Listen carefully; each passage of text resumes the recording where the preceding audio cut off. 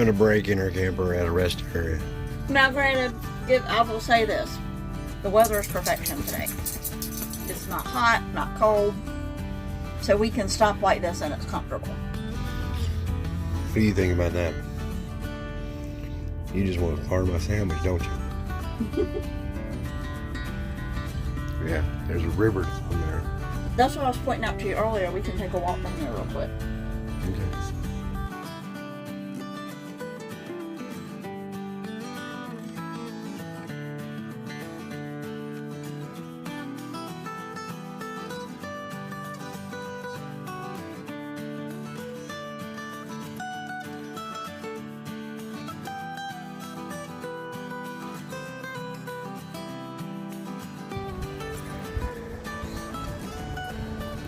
What are you doing, little man?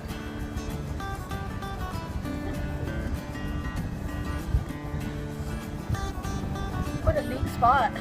Yeah.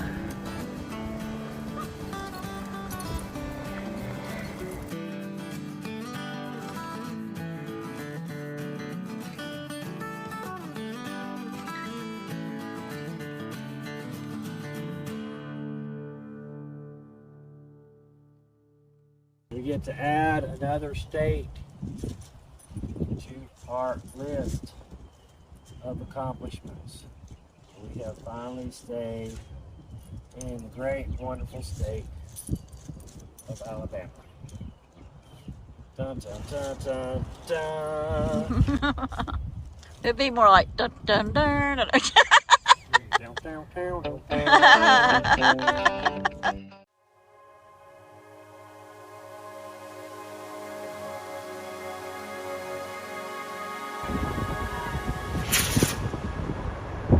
You're caught up in nothing, wasting your time, ain't chasing stars. You live in the moment, carried away from who you are. Every single stopping point on the road has something to teach you, and you're never too old to learn something new. A long time ago, back in my younger days, I used to be a school teacher at a small private Christian school in High Point, North Carolina. The two subjects I loved teaching the most was history and science. So when history and science come together at one of our stopping points, you know I get really excited. You see, it was right here at the U.S. Space and Rocket Center in Huntsville, Alabama, that the Saturn V rocket was designed. If you're not familiar with the Saturn V rocket, that was the rocket that was used in the Apollo 11 mission, which first took man to the moon.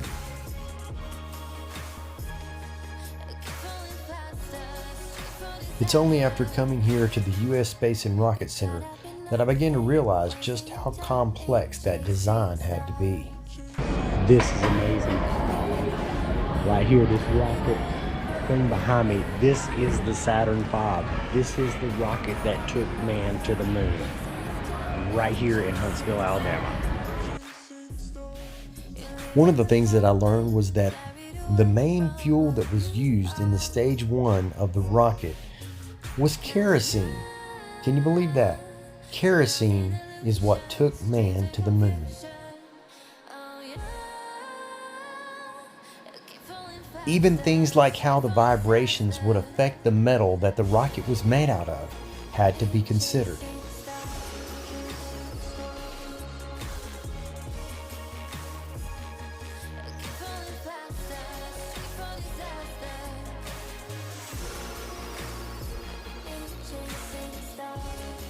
And did you know that the first computer bits that controlled the Saturn V rocket had to be hand sewn? Magnetic donuts, each one of these things had to be hand sewn, like that. And when was this launched? Another thing we got to see was the world's most famous Airstream.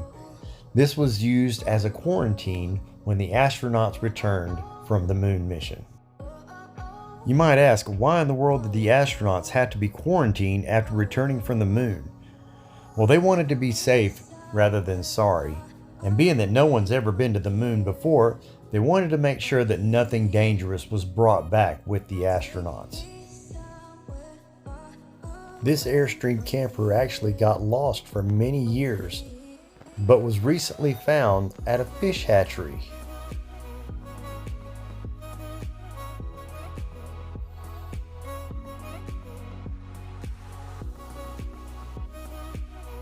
The U.S. Space and Rocket Center is more than just a museum. It's still a very active part of NASA.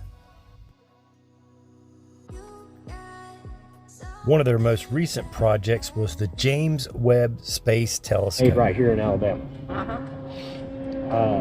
This part right here is the sun shield that protects it from the sun, the mirror that helps capture the light and focus it. And all that had to unfold once it got up into outer space. This is awesome. Thank God for rednecks. Exactly. The U.S. Space and Rocket Center consists of two main buildings, as well as an outdoor area.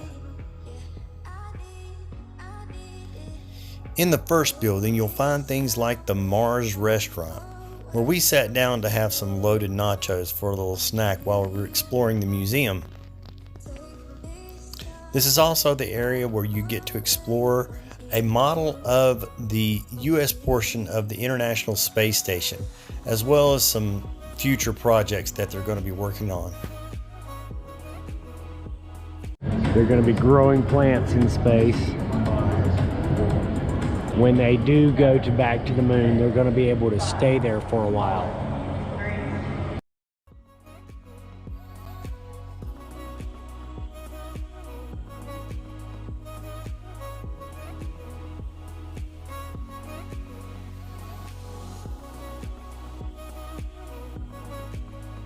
This is also the building where you'll find the planetarium, where we learned a lot more about the James Webb Space Telescope. There's also some cool simulator rides, but these cost a little bit extra.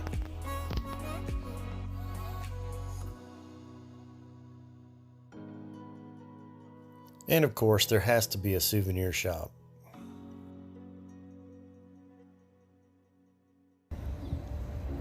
In the outdoor section, you'll find two rides that were included with your admission price. One is the G-Force.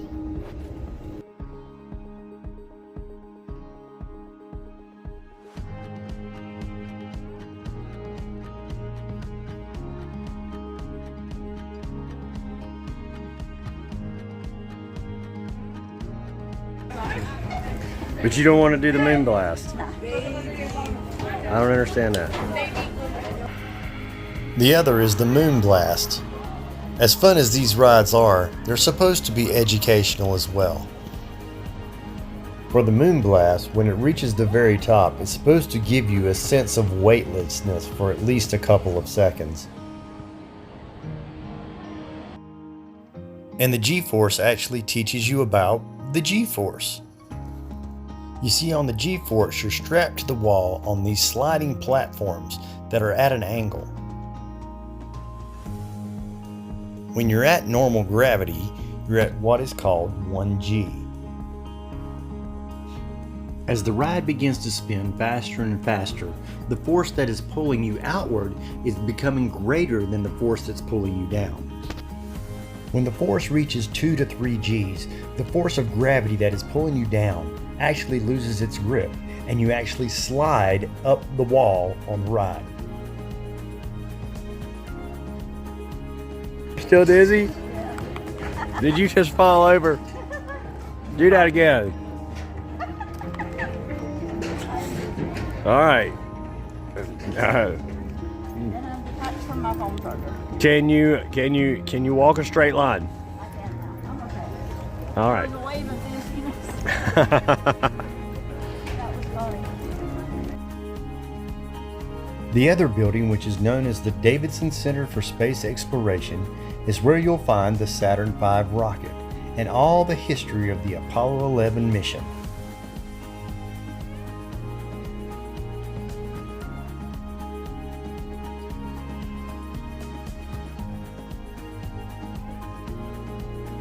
bottom off the ground. This falls off, and then this one starts.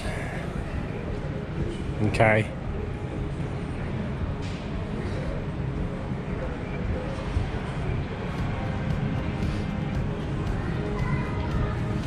And the way everything had to be oxygenated in order to fire evenly. I mean, every little detail of that thing had to be precisely designed. Otherwise, it would just spin out of control and crash. There's also flight simulators where you can try to pilot the space shuttle. That is part of the Skylab that fell in Australia. It's a tank fragment. You'll also find a replica of Werner von Braun's office, who is the brilliant scientist that was in charge of it all. After the successful Apollo missions, von Braun shared many of his ideas of space exploration with Walt Disney, and that shaped many of the sci-fi shows and movies that we know today. As much as von Braun was a brilliant man of science, he was also a man of great faith, often being quoted saying, "The deeper into space we go, the stronger my faith grows." He believed that science and religion were two different arms for the same quest for truth. He often said, "Science is the quest to know more about creation, whereas religion is the quest to learn more about the Creator."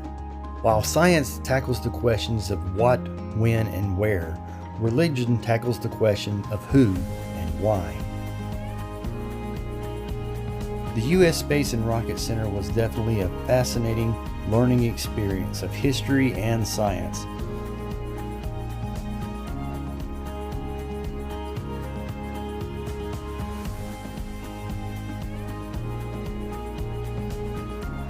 By the time we got through all of the displays, we were both physically and mentally exhausted, so we went down to the campground and did absolutely nothing for the rest of the day.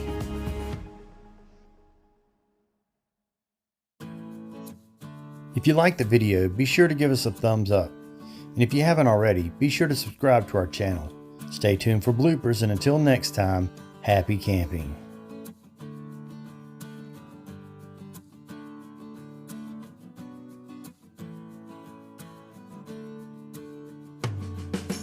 Well, I hope you've enjoyed learning to land the space shuttle. You Thanks crashed. for joining I crashed me. the space Please get shuttle. up and give some long-range tracking cameras at the Kennedy Space Why'd you Center crash? picking up the I first don't know. image of the shuttle at a distance of 16 light shoot. Discovery Houston, welcome home and congratulations on a great flight. I did it. Yay.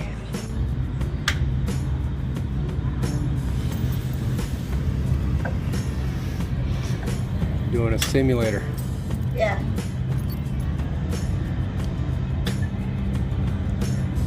Is it telling you what to do? No, not really.